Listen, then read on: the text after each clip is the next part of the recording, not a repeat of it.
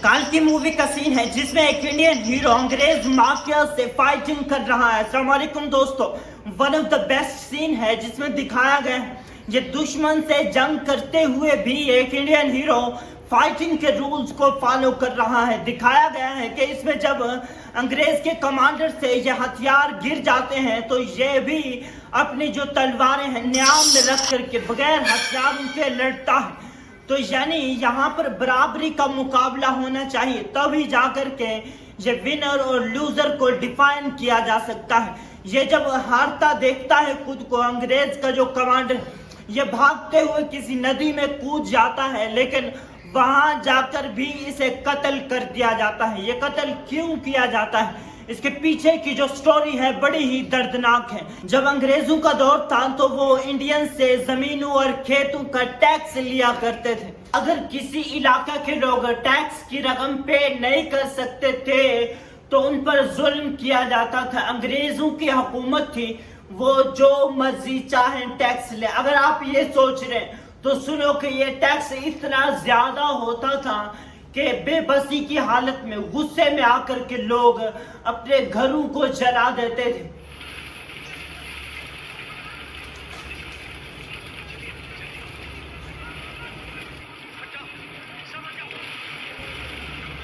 इसमें दिखाया गया है कि एक औरत अपने घर को जला देती है, आग लगा देती है। जब पूछा जाता है तो उसका जवाब सुनिए।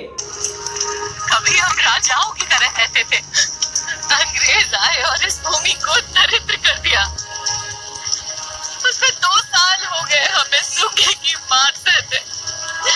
किसी तरह हमने आधी अधूरी फसल उगाई, वो भी अंग्रेज लगान के तौर पर उठा ले गए। अंग्रेज टैक्स की मद में हमारी सारी चीजें ले गए, यहाँ तक कि खाने को भी कुछ नहीं बचा।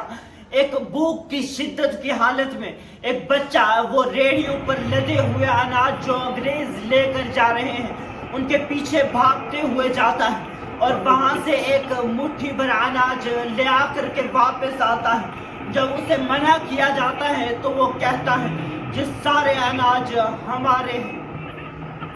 ये अंग्रेजों का जो बॉस है इतना तंग नजर और लालची था कि उस बच्चे को कत्ल करवा देता है। ये बच्चा तो कत्ल कर दिया जाता है, लेकिन वहां खड़े लोगों को एक हकीकत बता के जाता है कि ये सारी फसलें और सारे अनाज हमारे हैं और ये चोर हैं जो अंग्रेज लेके जा रहे हैं यहाँ से। यही जुमले सुनते ही वहां खड़े लोगों में गैरत जागती है और सारे कदम बढ़ाते हैं, एक के बाद दूसरा, दूसरे के बाद तीसरा, जाते हैं रेडियो में लदे अनाज एक एक मुट्ठी भर के उठा करके वापस आते हैं। उन सारे लोगों को फांसी के फंदे चढ़ा दिया जाता है। इन सारे लोगों का बदला लेने के लिए ही उस अंग्रेज कमांडर का कत्ल किया गया था और जब इसका सर उनके बॉस को पेश किया जाता है तो वो चिल्लाते हुए कहता है ये जो नरसिम्हा रेड्डी और साथी हैं इन्होंने हमें ललकारा है और इसके जो सोल्जर्स हैं सारे के सारे जी सर यस सर कहते हैं। क्या इनको नहीं पता था पहले अंग्रेजों ने खुद ही इंडियंस का कत्ल किया है और इनके बच्चों पर तशद्दुद किया है और इनको कत्ल किया है। इनको सब पता था, लेकिन इनके लिए एक कमांडर की जान इन सारे लोगों की जान से ज्यादा कीमती थी। यही सब आज के दिन भी होता दिखाई देता है। ये इसराइल और फलस्तीन के दरमियान हो रही जंग में जब इसराइल के चंद सोल्जर्स कत्ल होते हैं तो सारा यूरोपियन मीडिया चिल्लाता है देखो इन्होंने हमारे बच्चा कत्ल कर दिया, हमारे इतने सोल्जर्स मारे गए। क्या इस मीडिया को नहीं पता होता कि फलस्तीनियों के 40,000 से ज्यादा कत्ल हो चुके हैं और उनमें 10,000 से ज्यादा सिर्फ बच्चे हैं। इनको सब पता होता है, लेकिन इनके लिए चंद 100 सोल्जर्स की जो तादाद है, उनकी जो कीमती जाने हैं, उनको ज्यादा वैल्यू देते हैं हमारे हजारों और लाखों के बराबर में। लेकिन क्यों? मूवी के सेकंड हाफ में हमें एक हीरो को स्टडी करना होगा जो एक तरफ अकेला था, छोटी सी टीम के साथ, और दूसरी तरफ जो इंडिया पर काबिज अंग्रेज माफिया है वो सारा का सारा इनका मुकाबला कर। दूसरी तरफ अंग्रेज पूरी तैयारी में थे और इनको तो इस नरसिम्हा रेड्डी के कत्ल का ऑर्डर भी हो चुका था, और इस तरफ जो नरसिम्हा है इसके अपने लोग ही इसके साथ नहीं मिल रहे थे।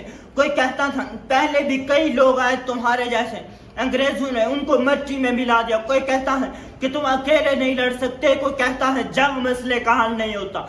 इन सारों को छोड़ के नरसिम्हा जो इस मूवी का हीरो है वो अकेला चलता है, अकेला ही चला था मैं जानिब मंजिल। लोग मिलते गए, कारवां बनता गया। वो जब यहाँ से निकलता है तो उसके साथ एक एक करके लोग मिलते चले जाते हैं, और जो इसकी टीम का हिस्सा बनता वो आखिरी सांस तक लड़ता था।